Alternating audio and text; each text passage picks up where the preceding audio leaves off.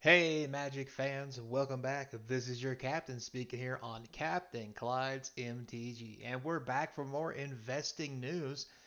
Today's topic, War of the Spark. So, before we get started, guys, remember like, subscribe, hit that notification bell. We're trying to get to 1,000 subscribers. I appreciate any of the help you can give me.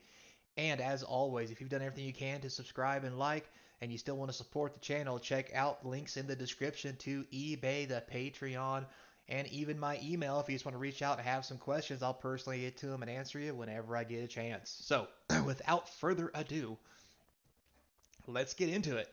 So, trade tables and seat backs in a full upright position, boys and girls, because we are getting ready to take off into the War of the Spark world.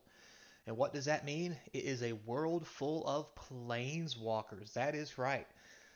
When this first came out, everybody's always talked about planeswalkers and how they're unique and so forth. And this was a set that really changed all that because every pack had planeswalkers. There were uncommon planeswalkers. There were rare planeswalkers, mythic planeswalkers. It was planeswalkers upon planeswalkers upon planeswalkers. Now, with that said, the one thing that this box set didn't have is a collector's booster box. This is before that time.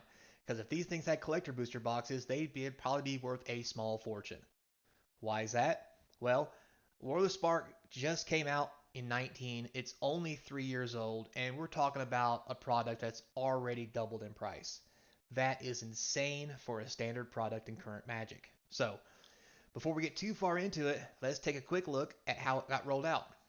So, when this first came out, it came out around $99 to $100 a box. This data is obviously all skewed. Here's where it really was. Around 99, 97. Typical box. It was pretty cheap for a while. I remember some places I could get this for 90, 92. And to be honest, I should have bought it.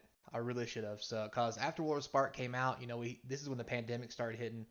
It didn't really get too cheap. These numbers are clearly wrong because I'd have bought the piss out of it at this rate. Um, but once we get back into 21, we start coming out of the pandemic. People start realizing how good War of the Spark was. Also, see here, this was during the time of Kaldheim, Time Spiral Remastered, Strixhaven.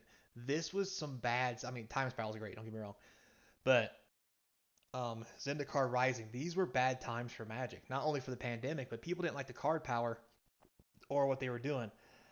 And then people started realizing how sweet all these planeswalkers was.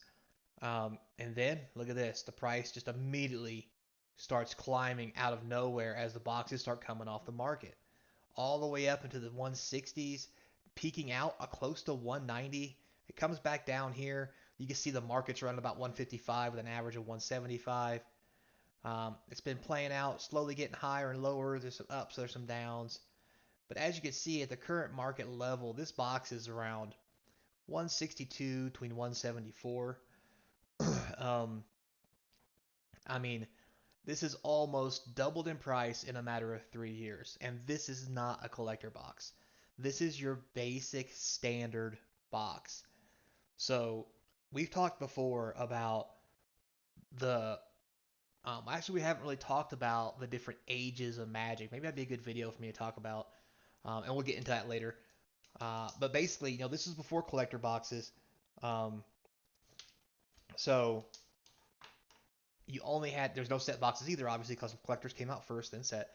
So these are just booster boxes that are doubling in price. And these things are hot. Why? All of the planeswalkers that's in them. But honestly, it's not just planeswalkers. This was a great set. It was fun to draft. People complain that the whole planeswalker thing ruined the format to some degree.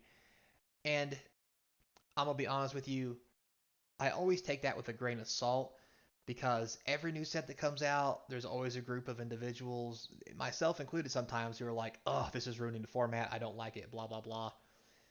But long story short, that's what the format at the time is meant to be.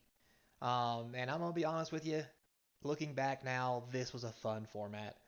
Uh, it was a little unfun because of so many planeswalkers, but as far as draft went, I enjoyed drafting this. This was so fun to draft. And I do miss it. and it was just a fun time in general. So now, with that said, is this price here you see? It says TCG Player Card Kingdom 154 to 169. Is that a real price? Well, it'd be a good time to go check. So, as of the filming of this video, the current price on this on TCG is 160 including shipping. Now, there's no taxes or anything, so you're probably looking at maybe another 20 bucks in taxes. So we'll be generous, we'll say 10 bucks in taxes, so 170 to 180 out the door. Um, and that's pretty good. With that said, that's literally, you know, including taxes and stuff, 100% increase in 3 years. There is very few products in the Magic realm that have managed to do this, especially in current times. Now we've got older products that are, you know, all over the map and they're god awful expensive, but this is stuff that as players we could have bought into early, put a couple cases back or a few boxes, and doubled your money. And I'm also saying, like, over time, if you have these boxes, for the love of God, keep them. Don't sell them. Put them in your closet. Hide them somewhere. This is going to do nothing but go up. I don't know how this product doesn't get more expensive. It's too good. It's out of print. It's the only set they've done like this where it was so many planeswalkers and so many good cards. Um, this set itself, one of the reasons the price is going up is the cards are aging like you would not believe. They're expensive and they're just getting more expensive. So, with that said, let's take a look at what that expensive looks like. So, here's the cards, most expensive running down, right? Of the stuff in War of the Spark. So, here you have Final Destination, or I'm sorry, Finale of Devastation. This is the finale set, right? There's a finale for everything. Finale of Devastation, basically a better quarter calling without Convoke. So it does have its drawbacks, but the thing's amazing. People love it. As you can tell, it's averaging 40 bucks for a regular one, 65 for foils. That's insane. The Dreadhorde General Liliana, big in Commander. Still $30, 40 to 50 for a foil. Teferi, everybody's favorite time raveler. Still $18 for a regular one. You're looking at $30 for a foil of this card. Karn, very popular card in modern and other formats. $13, 20 for the foil, it looks like. Spark Double actually came out of nowhere. It's now a $9 card, $12 foil, because you can copy anything, including Planeswalkers. So it became very popular in Commander and other formats. This is where old Nicky was. He's only $9, but his foil's poking up around 20 bucks. We have the God Eternal Ronus. Also, a lot of the God Eternals were in this set too because of, if you guys remember, War of the Spark is when, old Nicky Boy killed everything in Amonkhet, including the gods, zombified them, brought them back. Liliana controlled them. So you have the zombie god versions of them in this. In this. So he's $7, 13 for the foil. But from there, it kind of gets pretty cheap going down. Now, here's the kicker though. Foils in this set, again, no collector boxes, no set boxes. So it's hard to get the foil. I mean, today you can crack collector boxes and get packs full of foils, and the foils are cheap, and that's why they're cheap. That's why the alternate art foils are so expensive. Is because you don't get them as often, and that's the real draw to collector boxes. But they drove the regular price of foils down, the price of regular foils down a lot because of it. You don't have this here, so and because of that, you have things like this, like the Raise Board, right? A $6 mythic, 16 to $17 foil. Like, you go Oketra here, the God Eternal, $6 regular card, $16 foil. Bolas's Citadel, um, that's about average. Which one am I looking at here? Here it is. Narset's Reversal. I remember when nobody thought this card was any good. It's now $6, $10 for a foil. And as you go down through this, you're going to see a lot of expensive cards. In foil. For example, as we scroll down a list here, here's the very first one. Dovin's Veto as a foil is $6 from this set. Keep scrolling down. Now you're only in the $2 or $3 range, right? But you gotta realize, like, zombie warrior tokens are going for $2.99. That is insane. Finale of Promise is only $2. It's an $8 foil. Check this bad boy out. Niv Mizzet Reborn, everybody's favorite dragon. It's only $2 as a rare, but if you get this in foil, it's 22. As you go back down some more, excuse me, we have Ashiok the Dream Render, $2 uncommon, which is pretty sweet, $7 foil. And then down here, we have Mayhem Devil. It's only a buck, but if you get this in foil, $15. It's an uncommon. Getting this thing in foil, if you open a box, is pretty high. Along with this big thing. I don't know who's playing this or why. I mean, I understand why. This thing's insanely good if you actually get to go off. But it's only $1 rare, but it's 10 to 14 foil. That means people are playing that in Commander.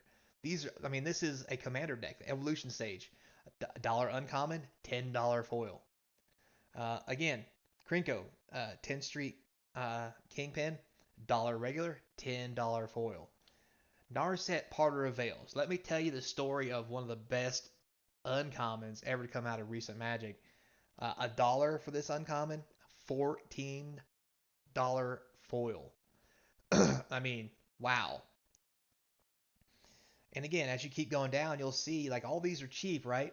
But if you go down here, after Narset, here's another uncommon, Cruel Celebrant, $10 foil, uncommon.